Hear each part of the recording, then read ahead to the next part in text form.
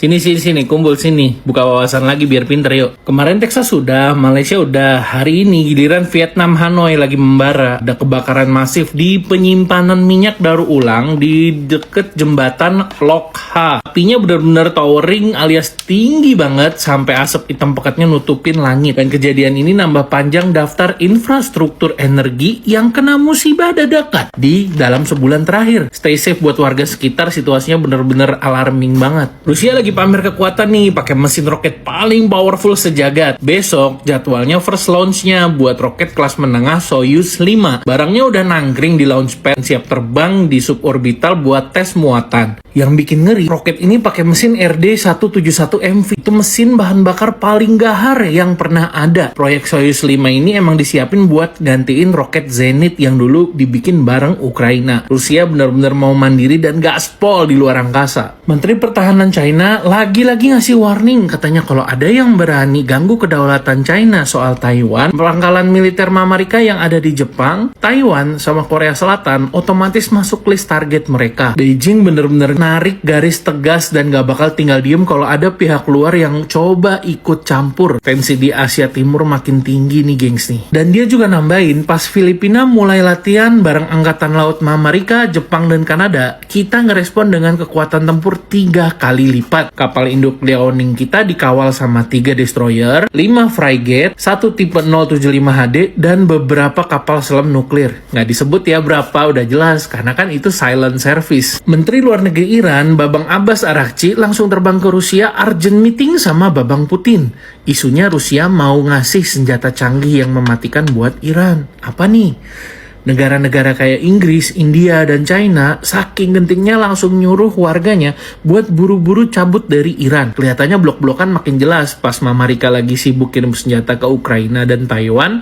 Sekarang giliran China sama Rusia yang backup senjata buat Iran. Ini circle yang udah menyatakan akan membela Iran. Rusia, China, Korea Utara, Venezuela, Kuba, sama Nicaragua. Bener-bener teman di stasiun Bogor yang menjadi tukang palak warga sekitar, pengamen dan tukang ojek di area stasiun Bogor dirujak warga tuh, lihat.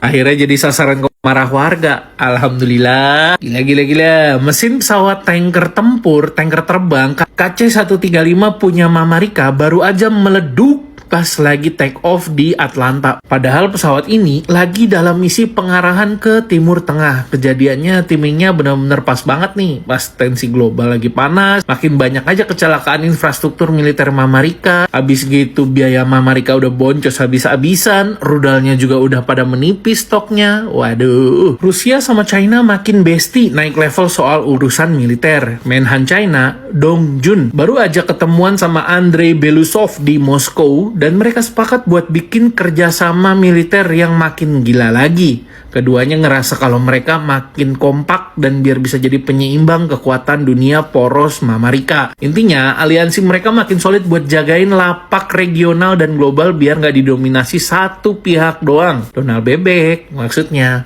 Ini power couple versi militer, gengs. Coba deh lihat momen ini pesawatnya saat berhenti nyemprotin zat kimia atau chemtrails di udara. Dan ini udah bukan teori konspirasi lagi, gengs. Udara kita emang bener-bener udah nggak bersih. Kejadian ini nyata di atas langit-langit kota besar di dunia. Bener-bener serem kalau dipikirin gimana kualitas udara kita sekarang. Dan yang mau tahu isinya chemtrails apa aja, boleh di pause ya. Di atas ini udah gue cantumin. Dan inget ya guys ya, chemtrails ini juga salah satu dari cara modifikasi cuaca. Meskipun nggak pakai alat yang canggih kayak HAARP, tapi ini adalah salah satu metode modifikasi cuaca juga, gengs. Dia bisa mancing hujan kalau panas, dia bisa ngeringin udara, dan lain-lain. Paman kesayangan kita, Paman Kim Jong-un, baru aja kedatangan tamu penting, yaitu Menteri Pertahanan Rusia Andrei Belousov langsung di Korea Utara. Dua negara ini makin lengket aja urusan militer. Pertemuan ini bener-bener nunjukin kalau aliansi mereka makin kuat dan strategis. Kira-kira lagi ngerencanain move apa ya buat ngadapin situasi global sekarang. Tadi udah ketemu sama China, sekarang Rusia ketemu sama Korea Utara. Itu bertiga emang makin solid nih. Gila. Akses ke teknologi militer sekarang makin terbuka lebar. Beberapa minggu lalu udah gue bahas ya di VT kalau sempet heboh ada proyek radar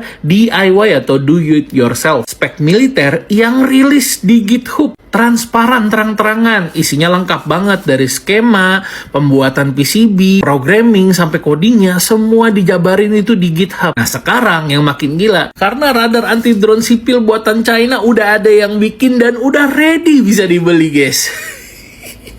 Gercep banget. Jangkauannya sampai radius 3 km dan udah punya fitur electronic warfare jamming buat bikin drone lawan signal loss atau sinyal hilang. Bener-bener definisi siapa aja bisa punya pertahanan udara sendiri sekarang. China tuh produksinya gercep banget men. Gara-gara insiden Washington penembakan Donald Bebek pas Sabtu kemarin, banyak yang ngerasa respon para pemimpin dunia ini seragam banget. Udah kayak ada skripnya gitu loh. Pertanyaannya siapa yang penulis skenario di baliknya? Kok bisa omongan mereka tuh kompak banget kayak lagi campaign TikTok atau Instagram bareng nih. Pas sekarang level presiden sama Perdana Menteri itu udah turun pangkat jadi influencer atau KOL dari agensi tertentu. Banyak yang nanya apa mereka ini lagi paid promote atau lagi dapet endorse atau lagi giring opini publik. Tapi kok heran, kok kesannya kata-katanya di script banget ya, mirip semua loh. Asia Timur emang beneran tegang gengs. Mama Rika bareng gengnya Jepang, Filipina, Australia, Prancis, Kanada, dan Singapura lagi sibuk banget latihan gabungan bareng di Laut Cina Selatan. Ini strategi lama sebenarnya ya gengs ya. Tiap kali Presiden Mama Rika sama China mau ketemu, Mama Rika pasti bikin gerakan buat ngegertak China.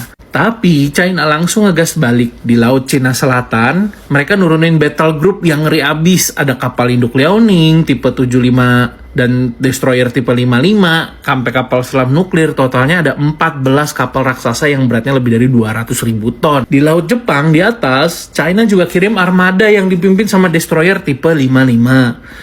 Dan di timur Filipina ada lagi armada tipe 55 yang standby, plus mereka juga pamer tes rudal hipersonik. Dulu biasanya China sabar nunggu latihan Mama Rika kelar baru mulai latihan sendiri, tapi sekarang mereka berani main bareng. China kayaknya udah ngeliat Mama Rika tuh nggak sekuat dulu gengs. Makanya mereka sekarang jauh lebih berani dan bener-bener lagi adu mekanik di tengah laut. Kementerian Pertahanan China, selagi Mama Rika, Filipina, Jepang, Kanada, Singapura, dan kawan-kawannya lagi latihan angkatan laut, dalam tanda kutip sok-sokan mau jagain Taiwan, kami secara diam-diam mengepung Filipina dengan angkatan laut kami. Tuh lihat guys, Filipina lagi dikepung. Aduh, makin kisruh ini Asia Timur lautnya bener deh. India resmi jadi negara paling panas di dunia, di mana 92 kotanya masuk ke dalam daftar 100 kota terpanas di bumi. Lihat tuh merah banget geng, sampai 43, 44 derajat. Matang itu telur lama-lama kalau ditaruh di luar. Cayang. Iya, yang cowoknya capek, yang ceweknya gelendotan. Ikan hiu aja ada gandengannya, masa kamu nggak ada tuh? Iya. Jalur perdagangan dunia bakal makin mahal aja nih. Kantor berita Al-Akhbar dapat bocoran kalau kelompok Ansarullah di Yaman lagi kepikiran buat narik biaya tol buat setiap kapal yang lewat Selat Bab el Mandeb. Gayanya mirip banget apa yang dilakuin Iran di Selat Hormuz. Jadi sekarang kapal-kapal nggak bisa cuma lewat selonong boy gitu aja, tapi harus kudu bayar lewat tol laut. Ini beneran diterapin, harga barang-barang global bisa makin melambung tinggi harga gara-gara biaya logistik yang makin bengkak. Donald Bebek kuar-kuar kalau dia yang jadi pahlawan buat India pas lagi konflik sama Pakistan. Kata Donald Bebek, gue yang stop Pakistan biar nggak hancurin India. Padahal 11 pesawat India udah rontok. Gue selamatin Modi sama jutaan orang. Kudunya mereka makasih sama gue. Nah, Trump juga muji-muji Pakistan. Katanya pimpinan negara mereka tuh respectable banget. Dia bahkan pede bilang kalau dia udah berhasil matiin 8 perang dunia, termasuk konflik nuklir India dan Pakistan yang hampir aja meledak. Intinya dia ngerasa kalau intervensinya itu life saving banget. Dia ngerasa kalau dia tuh main karakter dari sebuah anime gitu loh. Menurutnya Perdana Menteri Pakistan sendiri bilang kalau Trump udah nyelamatin jutaan nyawa dari bencana nuklir. Bener-bener ngerasa kalau dia itu main karakter dunia kali ya. Tim BBCA saham mana suaranya? Tidak. Gubernur Teheran baru aja laporin kalau mereka sebenarnya rugi gede waktu kehilangan 70-80 juta liter BBM gara-gara tangki penyimpanan yang hancur pas perang ini. Tapi plot twistnya, mereka stoknya tetap aman dan gak ada satupun pom bensin yang tutup. Kenapa? Soalnya warga Teheran lagi pada jarang pergi-pergi dan lebih milih naik transportasi umum sampai konsumsi BBM anjlok 50%. Jadi biarpun tangki pada hancur, sisa stoknya itu masih cukup buat kebutuhan warga. Karena emang mereka mereka lagi pada hemat bensin banget. Plot twistnya makin liar, gengs. Ternyata ketahuan lagi kalau UEA, Uni Emirat Arab, ketahuan lagi kalau diem-diem rajin kirim pasokan militer ke si rewel lewat jalur udara semenjak perang ini pecah. Tercatat udah ada minimal 9 penerbangan kargo, sebagian besar mendarat di Lanut Nevatim, si rewel selatan. Pesawatnya nggak main-main, ada 17 unit C-17A Globemaster sama 2 unit Il-76 punya angkatan udara Uni Emirat Arab langsung. Padahal kalau diinget-inget, 6 tahun lalu mereka tuh beneran gak punya hubungan apa-apa Uni Emirat Arab sama si rewel. Bahkan diplomatik aja gak ada. Sekarang pas lagi panas-panasnya gara-gara perang, mereka malah CS-an banget. Berarti diem-diem si Uni Emirat Arab itu ngebantu si rewel.